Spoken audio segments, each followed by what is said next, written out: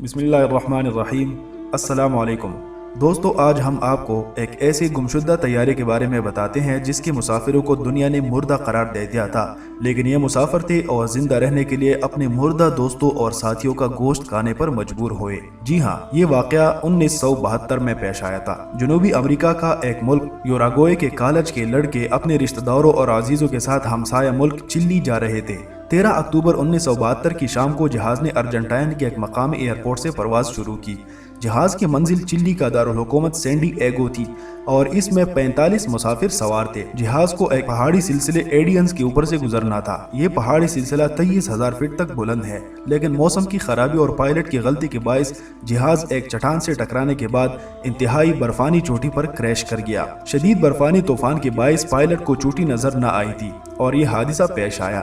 خوش قسمتی سے پہاڑوں پر 15 فٹ سے زیادہ برف ہونے کے باعث جہاز کے پرخچے نہ اڑے اور جہاز پھسلتا ہوا چوٹی سے ٹکرانے کے بعد نیچے کی جانب آیا۔ جہاز میں بیٹھے زیادہ تر مسافر محفوظ رہے۔ کنٹرول ٹاور سے جہاز کا رابطہ منقطع ہو چکا تھا اور یہ سمجھ لیا گیا تھا کہ جہاز کو حادثہ پیش آ چکا ہے، لیکن جہاز کی جائے حادثہ کا کسی کو علم نہیں تھا۔ جہاز کی تلاش شروع کی گئی اور 8-10 دن تک ریسکیو ٹیمیں جہاز کی تلاش کرتی رہی، لیکن شدید برفانی طوفان کے باعث یہ سمجھ لیا گیا کہ جہاز میں بیٹھے تمام مسافر مر چکے ہیں اور بالآخر جہاز کو گمشدہ کہہ کر تمام مسافروں کو مردہ قرار دے دیا گیا تھا۔ دوسری جانب جہاز پر سوار مسافروں کے پاس کھانے کے لیے کچھ بھی نہیں تھا۔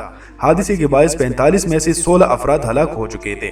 ہلاک شدہ افراد کو جہاز میں سے نکال کر باہر برف میں دفن کر دیا گیا۔ 29 مسافر زندہ بچے تھے، لیکن 5 کی حالت نازک تھی۔ بچ جانے والے مسافروں کے سامنے سب سے بڑا مسئلہ خوراک کا درپیش تھا۔ اس کے علاوہ جہاز کے باہر 15 سے 20 فٹ گہری برف تھی۔ سب سے بڑھ کر 15,000 فٹ کی بلندی پر شدید برفانی طوفان تھا۔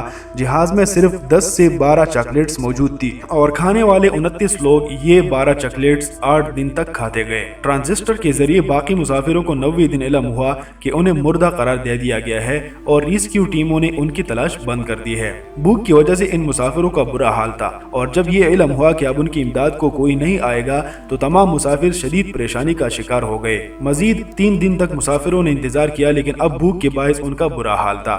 آخرکار ان مسافروں نے فیصلہ کیا کہ جو لوگ مر چکے ہیں ان کا گوشت کھا لیا جائے۔ ان مسافروں نے ایک دوسرے سے یہ بھی وعدہ کیا کہ اگر ان میں سے کوئی مر جائے گا تو باقی لوگ اس کا گوشت کھا سکتے ہیں۔ یہ مفلوق الحال مسافر شدید بے چارگی کے عالم میں 72 دن یعنی 2.5 ماہ تک اس برفانی جہنم میں رہے۔ شدید برفانی طوفان، بھوک، کمزوری اور بیماریوں کے باعث 29 لوگوں میں سے صرف 16 لوگ زندہ بچے، جبکہ 13 لوگ حادثے کے بعد ہلاک ہوئے۔ ان 16 لوگوں میں سے 2 بہادر نوجوانوں نے 20,000 فٹ سے زائد اونچا پہاڑ عام جوتوں اور کپڑوں میں عبور کیا اور نزدیک ترین قصبہ جو کہ 60 کلومیٹر دور تھا میں جا کر مدد حاصل کی، اور یوں ان لوگوں کو 24 دسمبر 1972 کو نئی زندگی ملی۔ یہ 16 لوگ آج بھی دنیا بھر میں بہت مشہور ہیں۔ دنیا بھر میں اس واقعے کو انسانی تاریخ کی سب سے بڑی بقا کی کہانی کہا جاتا ہے۔ اس حادثے پر ایک فلم الائیو 1993 بھی بن چکی ہے، جبکہ ایک کتاب بھی لکھی گئی جس کا برف کے قیدی کے نام سے اردو ترجمہ بھی ہوا۔